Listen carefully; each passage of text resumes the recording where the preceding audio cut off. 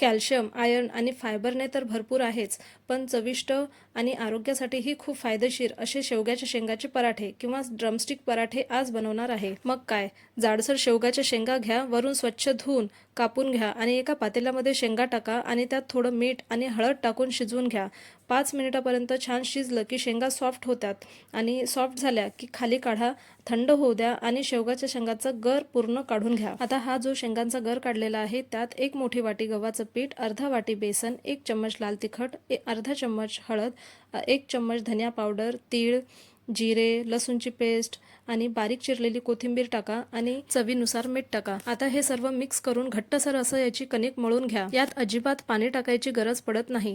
कणिक मळून झालं की थोडं 5 मिनिट रेस्टला ठेवा, झाकून ठेवून द्या आणि नंतर एक गोळा तोडा आणि पराठे लाटून घ्या आणि या पराठ्यांना तेल किंवा तूप लावून छान शेकून घ्या आणि बस तयार होतात आपले खमंग आणि पौष्टिक शेवगाच्या शेंगांचे पराठे। पराठे कसे वाटले कमेंटमध्ये नक्की सांगा। लाईक करा, शेअर करा, चॅनलला सबस्क्राईब केलं नसेल तर सबस्क्राईब करा आणि पूर्ण व्हिडिओ बघायचा असेल तर खाली दिलेल्या त्रिकोणावर क्लिक करा आणि पूर्ण व्हिडिओ बघा। तर भेटूया पुढच्या पौष्टिक रेसिपीमध्ये। तोपर्यंत हेल्दी राहा, हेल्दी खा। Bye bye.